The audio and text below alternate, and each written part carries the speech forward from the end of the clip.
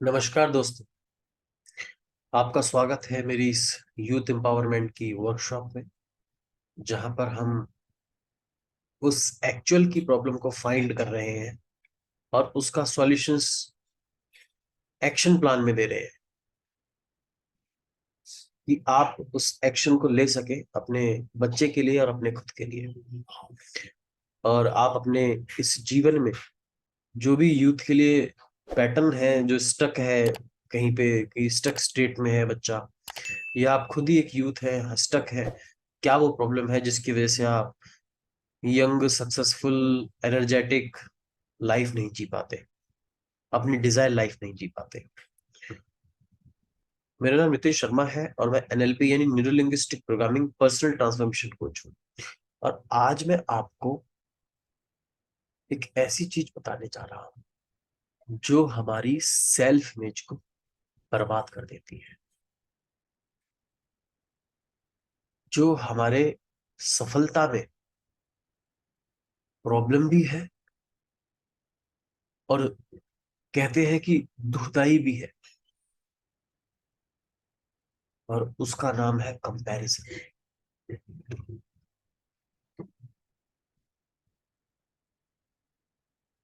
और ये शुरुआत होती है हमारे खुद के घर से।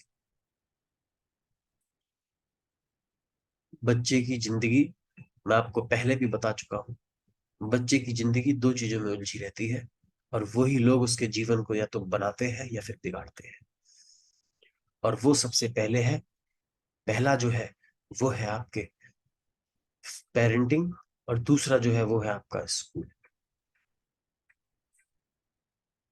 और मैं अब आपको बताने वाला हूं कि अगर जाने अनजाने में या कैसे भी, जो भी अब जो भी हुआ उसको तो हम बदल नहीं सकते, लेकिन कंपैरिजन आप अभी भी मत कीजिएगा। अभी भी कुछ नहीं बिगड़ा है। आप अपने आप को, यार आप तो यूनिक हो यार, आप कैसे किसी और की तरह हो सकते हो? आप तो एक अनोखे बच्चे हो। कंपैरिजन करना तो एक साइन है, पाप है। इसमें आप ईश्वर को गलत साबित करने की कोशिश कर रहे हो जब आप कंपैरिजन कर रहे हो। ईश्वर को दोष दे रहे हो कि जब आप कंपैरिजन कर रहे हो। और ये बात शुरुआत होती है हमारे बचपन से ही कि देख उसने कर दिया तूने नहीं कर पाया, उसने ये कर पाया तूने ये नहीं कर पाया, उसके मार्क्स इतने आ गए तू नहीं ला पाया। देखिए, आज आप मेरे एक सुंदर से एक ऐसे बिलीफ को ले लीजिएगा जो आपके बच्चों की और आपकी दोनों की, दोनों के ही इस जीवन को बदल देगा। और मैं इस बिलीफ को दे रहा हूं, आप स्ट्रांगली, यानी कहते हैं कि बोल्ड में लिख लीजिएगा अपने डायरी पेन जो लेकर आप बैठे हुए हैं। और वो बिलीफ है कि किसी भी बच्चे में लर्निंग डिसेबिलिटीज नहीं होती। मैं दोबारा बोलूंगा, उसको घबराइएगा मत।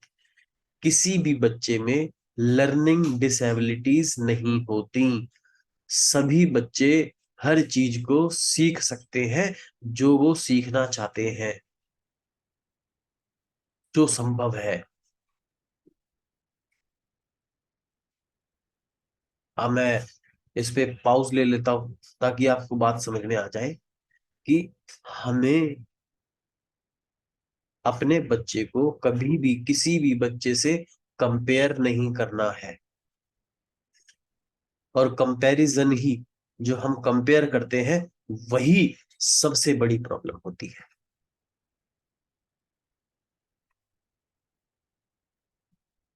वहीं से बच्चा अपने इनर डायलॉग को, यानी अंदर, आप जानते हैं ना कि हर मनुष्य के बाहर एक दुनिया होती है और एक भीतर एक दुनिया होती है। वही वो अंदर ही अंदर किलसता रहता है, कुड़ता रहता है कि यार मेरे साथ मैं उसके जैसा नहीं बन पाया, या मैं वैसे नहीं हो पाया, या मैं वैसे नहीं हो पाया। और फिर ये आगे चलते चलते चलते चलते क्या होता है, जब हम किसी भी सुंदर को देखते हैं, हैंडसम पुरुष को देखते हैं, या ब्यूटीफुल वीमेन को जब फीमेल देखती है, तो उसको ऐसा लगता है कि मैं उसकी जैसी नहीं बन सकती, वो तो बहुत सुंदर है। वो तो बहुत इंटेलिजेंट है और उसकी तरह बनने की कोशिश करती है, यानी अपनी खुद की छवि को मारकर जब उसकी तरह बनने की वो कोशिश करती है या कोशिश करता है, यहां से शुरू होता है हमारे जीवन का सबसे जहर पॉइजन वाला पड़ाव। यहां से शुरू होता है और यहीं से शुरू होती है हमारे जीवन की वो कहानी जहां पर हम अपनी डिजायर लाइफ को कभी नहीं जी सकते। जिस शख्स की खुद की कोई पहचान ना हो, जिस शख्स की खुद की कोई आइडेंटिटी ना हो, जिस शख्स की खुद का कोई वजूद ना हो, वकार ना हो, जो शख्स दूसरे की परछाइयों पे जी रहा हो, दूसरों को देख के खुद बनने की कोशिश कर रहा हो, भला वो अपने जीवन को किस प्रकार से निखार सकता है? क्या आप मुझे बता सकते हैं? क्या आप मुझे इस बात को बता सकते हैं कि वो किस प्रकार से अपने स्वयं के जीवन को निखार सकता है अगर वो बचपन से ही कंपैरिजन में जी रहा है? क्योंकि अब तो उसके वो स्ट्रॉन्ग पैटर्न बन गए हैं, क्योंकि उसकी खुद की छवि तो कुछ बची नहीं, ना कोई खुद की लर्निंग स्पिरिट है, ना कोई खुद का कुछ है। तो अब तो वो दूसरे की पहचान पर जी रहा है और दूसरे की पहचान पर सब कुछ करेगा।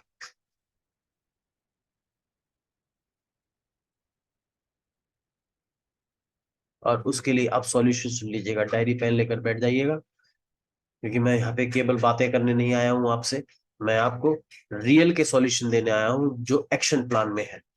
और सबसे पहले ये बात गौर से सुन लीजिएगा, अपने आप को जैसे भी है स्वीकार कीजिएगा, एक्सेप्ट कीजिएगा। आईने में खड़े होके अपने आप को ही देख के इतराइएगा, मुस्कुराइएगा, अपने आप को ही देख के। अपनी खुद की, अगर आप सांवले हैं या हाइट छोटी है या बाल थोड़े कम है या दाढ़ी कम आती है या दाढ़ी ज्यादा आती है या कोई भी देयर इज एनी इशू, उसे स्वीकारिएगा, क्योंकि ईश्वर ने आपको ऐसा ही बनाया है। और अगर कुछ ऐसा है जो आपको लगता है कि ठीक हुआ सकता है लेकिन आप कर नहीं पा रहे हैं, तो आप उसके लिए मेरे से मदद ले सकते हैं। मैं जरूर उसमें आपकी पूर्ण रूप से मदद करने के लिए तैयार हूँ। उसके लिए नीचे डिस्क्रिप्शन बॉक्स में मेरी वेबसाइट है, वहां पे मेरी प्रोफाइल पे जाके मुझसे बात कर सकते हैं आप। तो ये जानना बहुत इम्पोर्टेंट है हमारे जीवन के लिए कि हमें कंपैरिजन में कभी नहीं जीना है, कंपैरिजन में कभी भी नहीं जीना है। और ना ही अपने बच्चों को कम, अगर आप बड़े हैं या आने वाले भविष्य में आपके बच्चे, और जरूरी नहीं कि बच्चे, भाई भी हो, दोस्त भी हो, कि देख उसने ये कर लिया। आप अगर आपके बच्चे किसी सब्जेक्ट में अच्छा नहीं कर पा रहा है तो कोई स्टक है, ये बिलीफ मत ले लीजिए कि वो पढ़ नहीं पाएगा। अभी मैंने क्या बताया आपको, ऐसा मत बोलिए कि वो पढ़ नहीं पाएगा, वो तो नालायक ही है, गलत है, गलत बात है। देखो वो स्टक कहाँ है, उस सब्जेक्ट में स्टक है, उस सब्जेक्ट का जो उसका ब्रेन में समोडलिटीज है उसके लिए अच्छी नहीं है उसके प्रति, उसके लिए भी काउंसलिंग की जरूरत है। एक सही मेंटोर से देखें वो कहाँ स्टक है, क्यों नहीं कर पा रहा है उस सब्जेक्ट को, कहाँ वीकनेस है उसमें।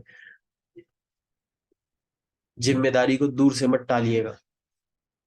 और ये कह के तो बिल्कुल नहीं, तो पढ़ने में ही ऐसे है। एक दिन, कुछ दिन की बात है, मैं एक जानकार है, उन्होंने मुझे काउंसलिंग के लिए, मतलब किसी के घर पे भेजा था।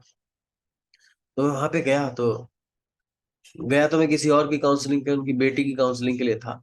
लेकिन उन्होंने अपनी बेटे की भी बात छेड़ दी कि ये आर्मी में जाना चाहता था, ये फेल हो गया है, तब से चुप चुप रहता है, शांत शांत रहता है और किसी से बात नहीं करता है, ये नहीं करता है, वो नहीं करता, और ऐसे बोलते जा रहे हैं। और 4 बार एक बात और बोल दी इसी बीच में।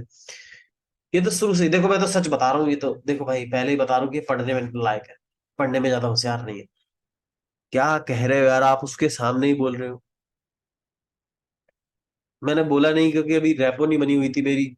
बोलते कि यार तुझे यहाँ पे ज्ञान देने के लिए थोड़ी बुलाया है, काउंसलिंग के लिए बुलाया है, बेटी की वो भी, इसलिए मैंने वहां पे कुछ नहीं बोला। लेकिन हकीकत केवल इतनी सी है कि जब आप इस बात को गहराई से समझ लेते हैं और जानने की पूर्ण रूप से कोशिश करते हैं कि आप,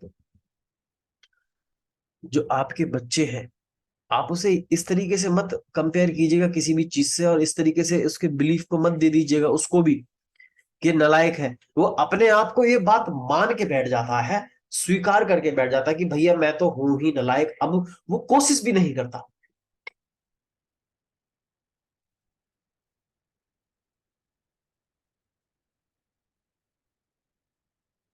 धीरे धीरे इस चीज को निकालने की कोशिश कीजिएगा। और मैं आपको बता दूं कि मेरी बुक है एक, जो मैं आपको फ्री देना चाहता हूँ, इसके मैं कोई चार्जेस नहीं लेना चाहता। और वो बुक है question to your subconscious mind, what to do, यानी अपनी जिंदगी में क्या करें। फाइंड कराता है आपके सबकॉन्शियस माइंड से, यानी आपके लक्ष्य को, आपके उद्देश्य को फाइंड करने के लिए हेल्प है उसकी, उसमें टेक्निक है बहुत सारी। दूसरा, हाउ टू डू, यानी कैसे करें। तीसरा, व्हाई टू डू, उसकी उसका स्ट्रॉन्ग मोटिव होना चाहिए उसके पीछे। इन सब चीजों को लेके मैंने बनाई है वो, बहुत लोगों को वो बेनिफिट भी दी है बुक्स। मैंने भी, जब मैंने रिजल्ट अपने हासिल किए तब मैंने वो बुक लिखा था, और काफी दिन, लगातार 5 दिन मैंने उसको बैठ के लिखा था उस बुक को। और वो हिंदी में है फिलहाल, जल्दी ही मैं इसे इंग्लिश और गुजराती में भी कन्वर्ट कराऊंगा। फिलहाल हिंदी में है। अगर आप लेना चाहते हैं तो मेरे नीचे टीम है, जो एनएलपी कोचिंग नेक्सस टीम पे कांटेक्ट करके उनसे आप मांग लीजिएगा, वो आपको दे देंगे। तब तक के लिए मैं विदा लेता हूं आपसे। मुस्कुराते रहिएगा, हंसते रहिएगा, अपने लक्ष्य को फाइंड करते रहिए, कंपैरिजन में मत जिएगा। और मैं नितिन शर्मा ये तहे दिल से दुआ करता हूं कि आप स्वस्थ रहें, धनवान रहें। Thank you so much.